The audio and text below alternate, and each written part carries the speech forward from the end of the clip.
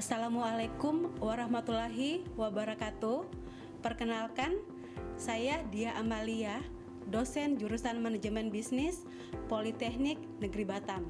Di kesempatan ini, saya akan membahas mengenai pajak penghasilan final yang terdapat di Undang-Undang Pajak Penghasilan Pasal 4 Ayat 2. Untuk first objek dari PPh Pasal 4 Ayat 2 adalah bunga deposito, tabungan, dan diskonto sertifikat Bank Indonesia.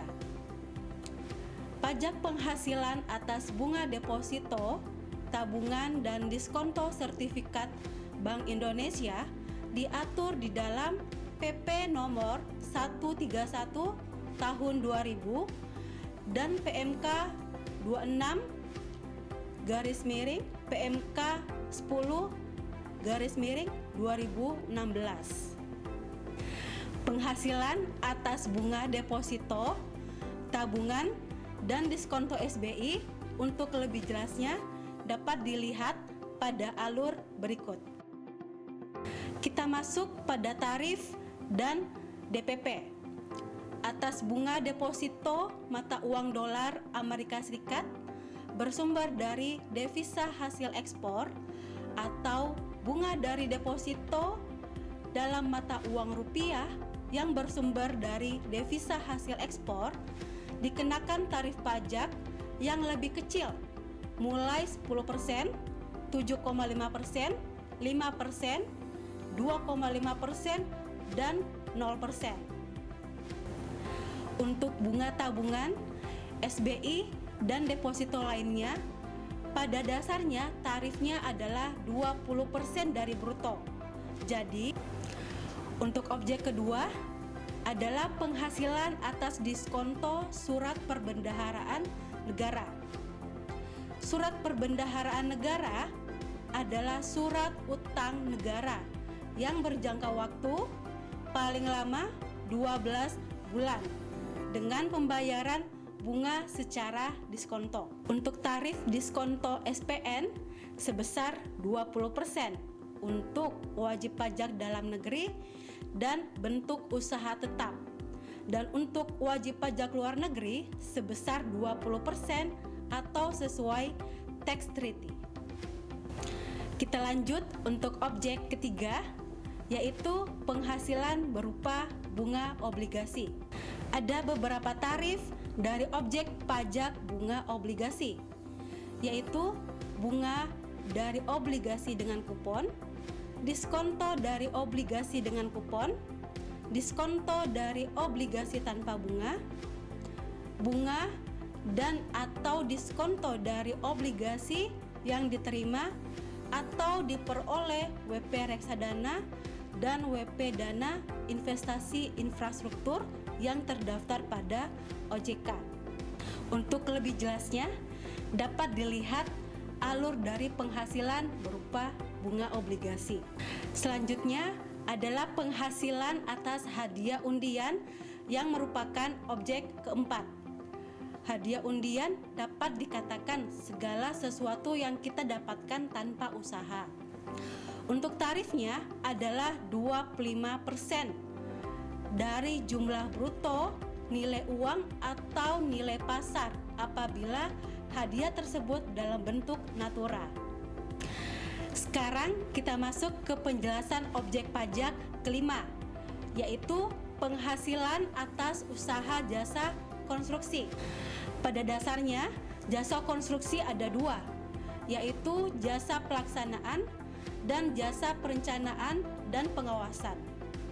Untuk jasa pelaksanaan konstruksi dibedakan menjadi tiga, yaitu memiliki kualifikasi usaha kecil, tarifnya 2%, tidak memiliki kualifikasi usaha, tarifnya 4%, dan memiliki kualifikasi usaha menengah atau besar, tarifnya 3%. Sedangkan untuk jasa perencanaan dan pengawasan dibedakan menjadi dua, memiliki kualifikasi usaha, tarifnya 4%, tidak memiliki kualifikasi usaha, tarifnya 6%.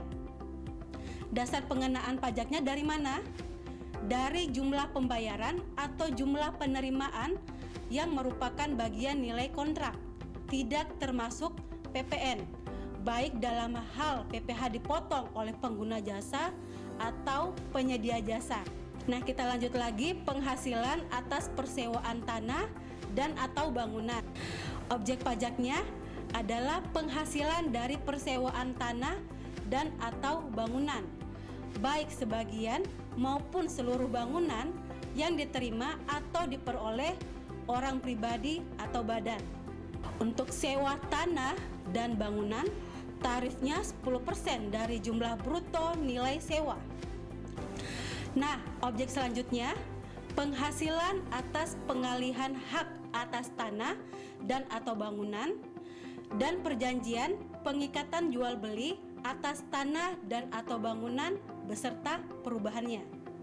Dan untuk tarifnya sebesar 10% atas PHTB kepada pemerintah, BUMN yang mendapat penugasan khusus dari pemerintah, atau BUMD yang mendapat penugasan khusus dari kepala daerah. Tarif sebesar 1% atas tanah dan atau bangunan berupa rumah sederhana dan rumah susun sederhana yang dilakukan oleh WP yang usaha pokoknya melakukan pengalihan hak tanah dan bangunan. Dan yang terakhir, tarif 2,5% atas tanah dan atau bangunan selain PHTB yang sudah dikenai PPh dengan tarif 0% dan 1%. Dasar pengenaan pajaknya berdasarkan nilai pengalihan hak dan jumlah bruto perjanjian pengikatan jual beli beserta perubahannya. Kita lanjut, PPh final pasal 4 ayat 2 atas penjualan saham di Bursa Efek. Untuk tarif atas penjualan saham di Bursa Efek, yang pertama, untuk semua transaksi penjualan saham sebesar 0,1% dari jumlah bruto nilai transaksi penjualan tanpa melihat laba atau rugi. Yang kedua, pemilik saham pendiri dikenakan tambahan PPh sebesar 0,5% dari jumlah bruto nilai transaksi atas transaksi penjualan, kecuali penjualan saham pendiri oleh perusahaan modal Ventura atas penyertaan modal kepada perusahaan pasangan usahanya. Sekarang kita ke materi pajak penghasilan atas dividen diterima WPOP. Untuk tarif dan dasar pengenaan pajak sebesar 10% dari jumlah bruto dividen. Objek yang terakhir adalah penghasilan atas bunga simpanan yang dibayarkan oleh koperasi kepada anggota koperasi orang pribadi. Bunga simpanan tarifnya adalah sebesar 10% dari jumlah bruto bunga simpanan lebih dari 240.000 per bulan. Dan tarifnya 0% untuk bunga simpanan sampai dengan 240.000 per bulan. Demikian penjelasan Undang-Undang Pajak Penghasilan Pasal 4 Ayat 2. Semoga dengan mudah bisa dipahami. Salam semangat berkarya, ayo kita dukung pajak Indonesia, pajak kuat Indonesia maju.